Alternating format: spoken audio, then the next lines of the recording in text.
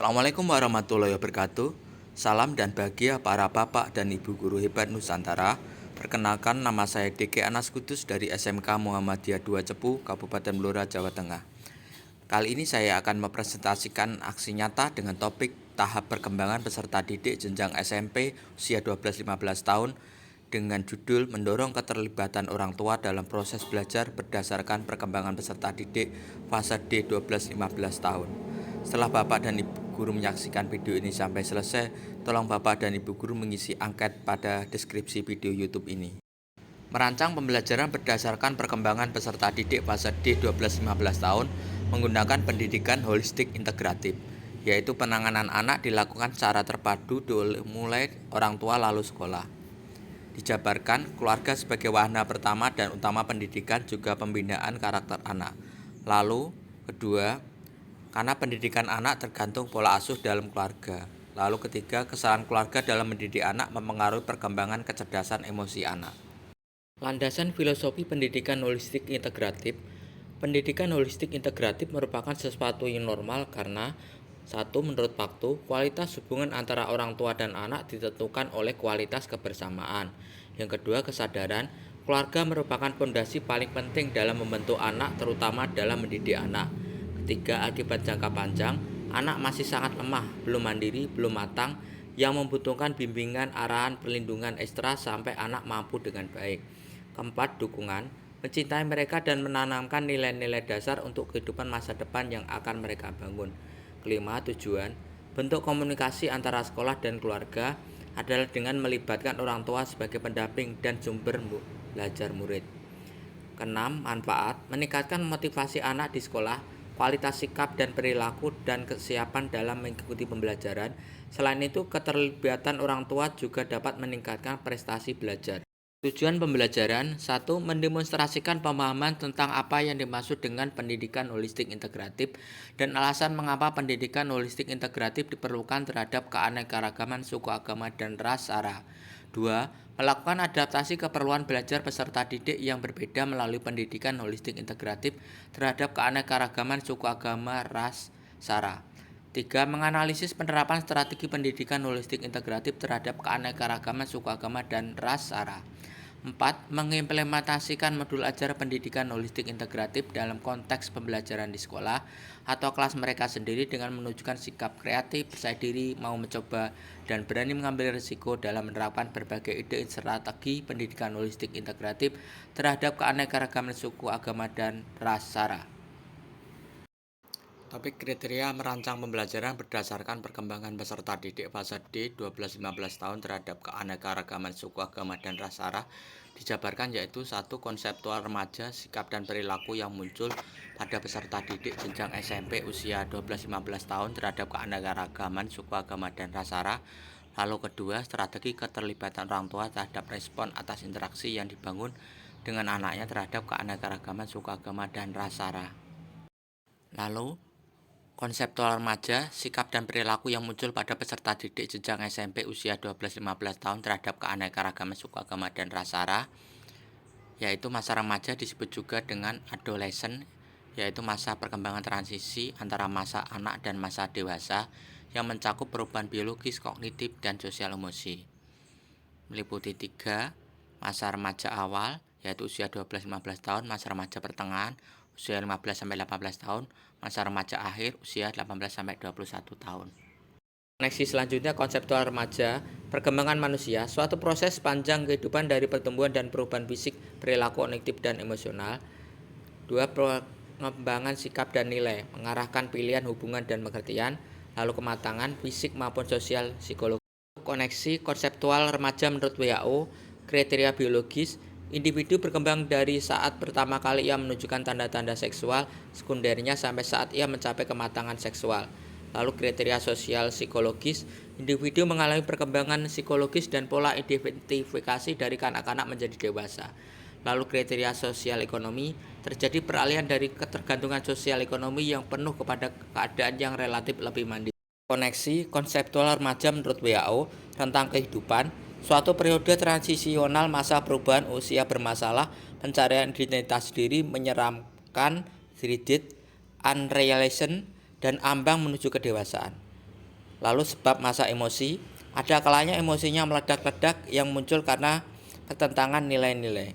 Lalu akibat masa emosi, upayanya menemukan identitas diri.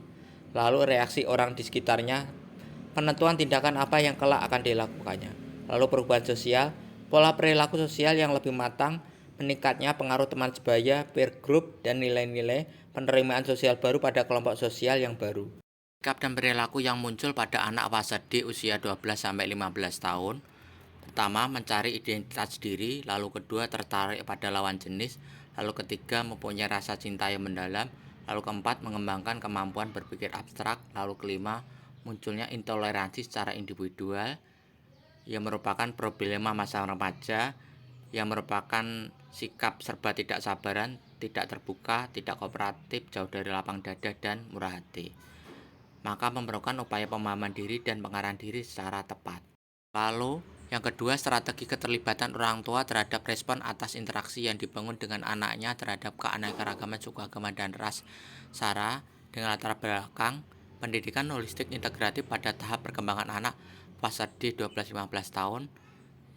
Jabarkan 1. Ada hubungan penyesuaian sosial dan persepsi keharmonisan keluarga dengan kenakalan remaja.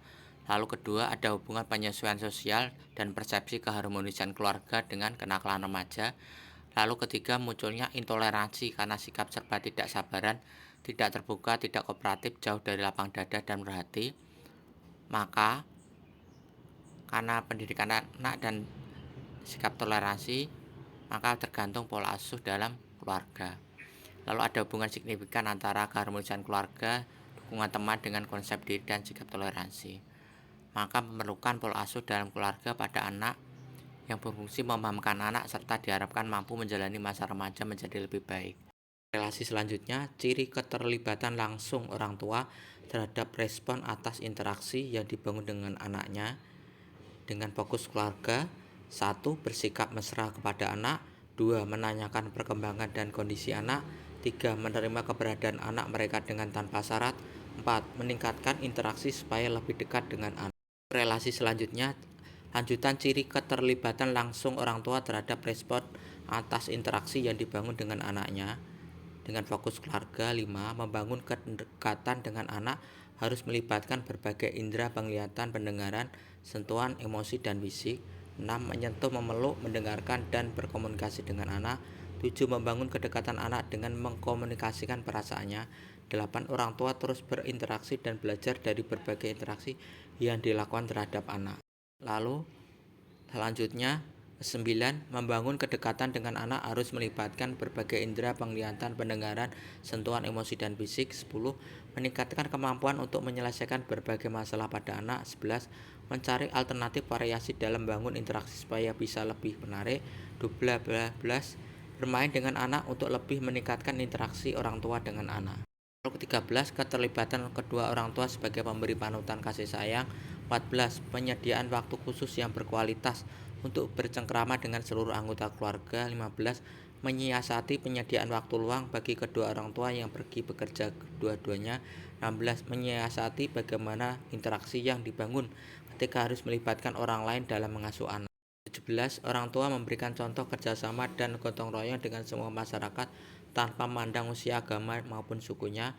18. Orang tua memberikan nasihat tentang nilai-nilai toleransi pada anak melalui proses interaksi dan komunikasi. 19. Orang tua membiasakan anak bersikap toleran terkadang harus dengan paksa dengan terus memantau sikap dan perilaku anak-anaknya. 20. Menyiasati pembelajaran toleransi pada anak dengan penuh daya juang dan kesabaran. Relasi selanjutnya, ciri keterlibatan tidak langsung orang tua terhadap respon atas interaksi yang dibangun dengan anaknya. 1. Kurangnya bersikap mesra kepada anak. 2. Kurangnya menanyakan perkembangan dan kondisi anak. 3. Secara kuantitatif orang tua tidak harus bersama anaknya, tetapi yang paling penting adalah orang tua bersama anak pada saat yang tepat sehingga dapat memenuhi kebutuhannya. 4. Kurangnya interaksi menyebabkan berkurangnya kedekatan terhadap anak. Kelima, orang tua sedikit memberikan contoh kerjasama dan gotong royong dengan semua masyarakat tanpa memandang usia, agama, maupun sukunya. 6. Orang tua sedikit memberikan nasihat tentang nilai-nilai toleransi pada anak melalui proses interaksi dan komunikasi. 7. Orang tua sedikit membiasakan anak bersikap toleran terkadang harus dengan dipaksa dengan terus memantau sikap dan perilaku anak-anaknya. 8. Orang tua sedikit menyiasati pembelajaran toleransi pada anak dengan penuh daya juang dan kesabaran. Relasi selanjutnya, ciri keterlibatan langsung orang tua terhadap respon atas interaksi yang dibangun dengan anaknya, yaitu menurut waktu, kelebihannya jam keterlibatan orang tua pada anak berlangsung fleksibel. Lalu perhatian, anak mendapat perhatian penuh dari orang tua. Lalu perkembangan anak, orang tua dapat memantau perkembangan anak. Lalu kekurangan dari ciri keterlibatan langsung orang tua, pertemanan anak, lingkup pertemanan anak terbatas. Lalu fasilitas pembelajaran terbatas, peran orang tua memerlukan peran besar orang tua. Lalu ciri keterlibatan langsung orang tua terhadap sikap toleransi yang dibangun dengan anaknya, kelebihan, toleransi, saling menghargai dan menghormati satu sama lain, perhatian, menjaga tali silaturahim, persatuan, menjaga kesatuan dan persatuan umat bangsa. Kekurangan, pada pertemanan anak, mudah dimanfaatkan orang lain, harga diri, mudah direndahkan harga dirinya, tegasan, sulit menolak orang lain yang meminta bantuan. Lalu ciri keterlibatan tidak langsung orang tua terhadap respon atas interaksi yang dibangun dengan anaknya, kekurangannya waktu, jam keterlibatan orang tua pada anak berlangsung terbatas. Lalu perhatian, anak mendapat perhatian sedikit dari orang tua. Perkembangan anak, orang tua sulit memantau perkembangan anak. Lalu kelebihan dari ciri keterlibatan tidak langsung, pertemanan anak, lingkup pertemanan anak bebas, fasilitas pembelajaran bebas, peran orang tua, memerlukan sedikit peran orang tua. Relasi selanjutnya, ciri keterlibatan tidak langsung orang tua terhadap sikap toleransi yang dibangun dengan anaknya, kelebihan, toleransi, kurangnya saling menghargai dan menghormati satu sama lain, perhatian, kurangnya menjaga tali silaturahim, persatuan, kurangnya menjaga kesatuan dan persatuan umat bangsa. Kekurangan ciri keterlibatan tidak langsung orang tua terhadap sikap toleransi yang dibangun dengan anaknya, kekurangannya pada pertemanan anak, kurangnya mudah dimanfaatkan orang lain. Pada harga diri, yaitu berkurang. Relasi selanjutnya, ciri keterlibatan tidak langsung orang tua terhadap sikap toleransi yang dibangun dengan anaknya, dengan kekurangan toleransi, kurangnya saling menghargai dan menghormati satu sama lain, lalu perhatian, kurangnya menjaga tali silaturahim, persatuan, kurangnya menjaga kesatuan dan persatuan umat bangsa. Lalu kelebihan, pertemanan anak tidak mudah dimanfaatkan orang lain, harga diri, tidak mudah direndahkan harga dirinya, ketegasan, tidak sulit menolak orang lain yang meminta bantuan. Tahap perkembangan anak merupakan capaian kemampuan fisik, kognitif, bahasa, sosial, dan emosional sejak lahir hingga dewasa yang harus dipenuhi setiap tahapannya agar berkembang dengan baik. Lalu holistik, penanganan anak secara utuh menyeluruh yang mencakup pendidikan dan pengajaran untuk mengoptimalkan semua aspek perkembangan anak. Lalu perkembangan anak holistik integratif berarti penanganan anak dilakukan secara terpadu oleh sekolah dan orang tua. Lalu pengembangan anak holistik dan integratif berarti pengembangan anak yang dilakukan berdasarkan pemahaman untuk memenuhi kebutuhan esensial anak yang beragam dan saling berkait secara simultan dan sistematis. Jadi tahap perkembangan anak fase di 12-15 tahun secara holistik integratif berarti penanganan anak secara utuh menyeluruh yang mencakup pendidikan dan pengajaran untuk mengoptimalkan semua aspek perkembangan anak secara terpadu oleh berbagai pemangku kepentingan. Latar belakang pendidikan holistik integratif pada tahap perkembangan anak fase di 12-15 tahun meliputi 1. Ada kelemahan pada keterlibatan langsung orang tua terhadap respon atas interaksi yang dibangun dengan anaknya terhadap keanekaragaman suku agama dan ras-sara. 2. Ada kelemahan pada keterlibatan tidak langsung orang tua terhadap respon atas interaksi yang dibangun dengan anaknya terhadap keanekaragaman suku agama dan ras-sara. Lalu ketiga, ada kelemahan keterlibatan langsung dan tidak langsung orang tua terhadap sikap toleransi yang dibangun dengan anaknya terhadap keanekaragaman suku agama dan ras-sara. Maka pendidikan anak tergantung pola asuh dalam keluarga terhadap keanekaragaman suku agama dan ras-sara. Ada hubungan signifikan antara keharmonisan keluarga, dukungan teman dengan konsep diri terhadap keanekaragaman suku agama dan ras-sara. Maka pola asuh dalam keluarga pada anak berfungsi memahamkan anak secara serta diharapkan mampu menjalani masa remaja menjadi lebih baik dengan mengembangkan sikap toleransi. Setelah mempelajari modul lalu mengerjakan latihan, refleksi, post-test, dan aksi nyata, saya akhirnya dapat dilihat Soal bukti umpan balik dapat dilihat setelah Bapak dan Ibu guru ngisi angket, maka bisa ditampilkan pada halaman ini. Terima kasih.